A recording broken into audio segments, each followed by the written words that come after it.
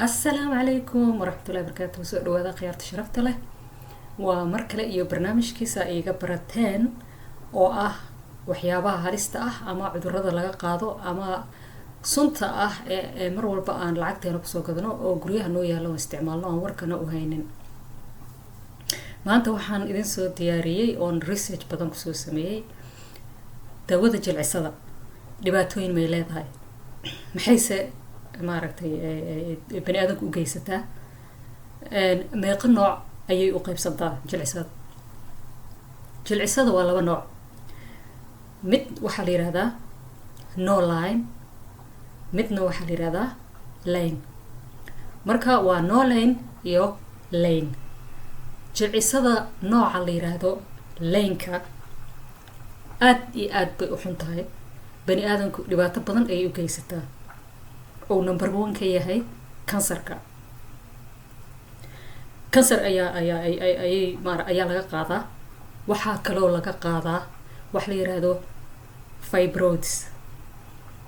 fibroids waxaan u maleynaa af Soomaali in lagu dhaho burada ma ilma galeenka ayay burada ku abuurtaa I don't know magac kale in leedahay bal isoo qora laakiin fibroids waa burada u maleynaya in la dhaho oo ilma galeenka gasha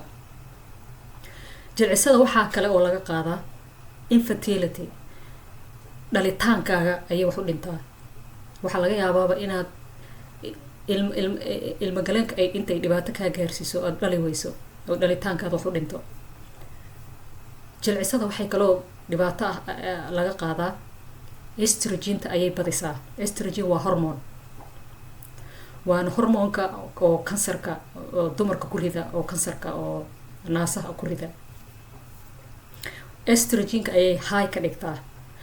hormone imbalance wax la yiraahdo way leedahay hormoonadaada ayay waxay ka dhigtaa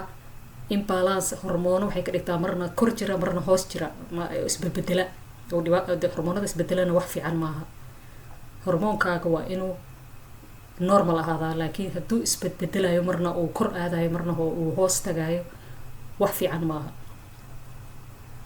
marka inta kale dhibaataha oo jilcisada ay geysato inta ugu khatarsan waa idin soo sheegay waxa kale ay dhibaataha keeni kartaa inay bidaar ay ku geliso ama timaha oo dhan ay ka daadiso oo madaxaaga ma aragtay tin ku soo bixi weyso waayo dadkay gubtaa caadi ahaan ay ku gubtaa daawo jilcisada maqaarka way gubtaa marka maqaarkaas intuu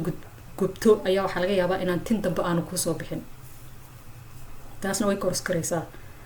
timaha way daadisaa bidaar bay ku gelisaa cudurka la yiraahdo fibroids oo ah ilma galeenka oo ay ku abuurto burada dhalitaankaada oo yaraada infertility wax la dhahay leedahay estrogen hormoonka la dhaho ee hormoonka oo kansarka naasaha keena ayay badisaa jilcisada waxay kaloo hormoonada ka dhigtaa imbalance hormoono aan maaragtay joogto ahayn hormoono isbedbedela ayay ka dhigtaa hormoonadaada marka jilcisada labada nooc waxaan u maleynayaa inaad fahanteen midna waxa la dhahaa no lane midna waxa la dhahaa lane marka at least waxaan dhihi lahaa iskaba joojiya jilciso oo dhan ba hamarsanina iska joojiya ayaa idin dhihi lahaa laakiin haddii aadan iska joojin karin oo aad ku qasban tahay inaad marsato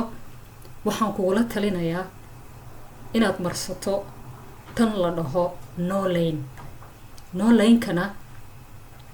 spelling-keeda sida loo spelliyo idin sheegaya no waa no lane-kana waa LYE waxa la dhahaa no lane lane-kana waxa waaye tan xun ayaa lane-ka ku qoran waxaan idin sheegayaa waxa jilcisada ku qoran waxa ay ku samaysan tahay